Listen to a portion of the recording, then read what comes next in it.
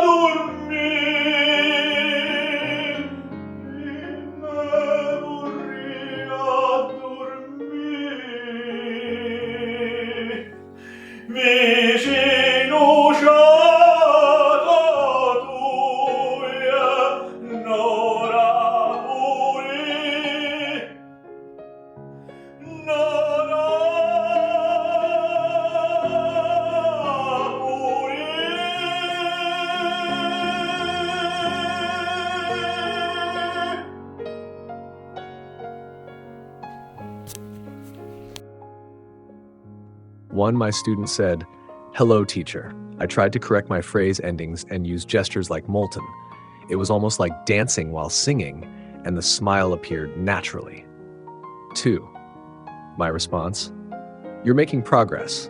Your middle range has improved significantly, but your high notes still haven't engaged your chest and abdominal support. That final high note was much better than before. However, by my standards, the power is still insufficient. I can't hear a controlled transition from strong to soft, ending with a regular vibrato. Of course, once you master this, you'll be world-class, but it won't happen overnight. Your internal structure, breath placement, breath volume, and the areas where you apply pressure are still not quite right and need improvement. You need to explore how gestures, arm movement, and the coordination between your shoulders and chest affect your breath control. Experiment with different positions, angles, and levels of force, and then find the vocal approach that works best for you.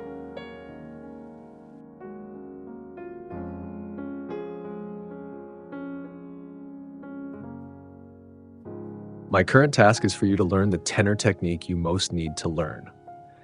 When you sing this tenor, although your posture and breath control have improved, your bad habits have not yet been overcome. There is still a lot of tension in your mouth and mask area. So let's pause for a moment. Because when you study Tucker and Warren Moulton, your voice still sounds like yours, so the effect is not very obvious. Right now, you need to let go of that approach. I recommend you study Narciso Parigi because the first two are dramatic tenors, which are not suitable for you at the moment. I believe you will find the right feel in Parigi's technique.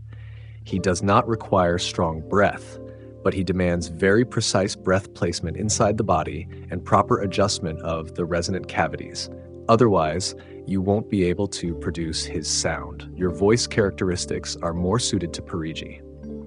As for your future potential in dramatic tenors, I'll tell you how to approach it when the time comes. Right now, you need to focus on his technique. His singing is very smooth and requires correcting the mouth mask tension, avoiding a sound that resembles shouting. To make a comparison, your voice is like a ping pong ball dropping downward at the back of your soft palate. Your usual approach is to blow this sound toward your mouth and mask, but that's wrong.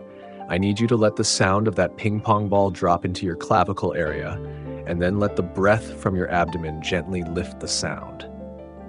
Sing in this way and never blow this ping pong ball toward your mouth mask. You need to be careful with that little ping pong ball. If you blow it with throat pressure, it will explode. You must handle it carefully and avoid putting any pressure on the sound inside your body. This is the essence of Narciso Parigi's singing technique.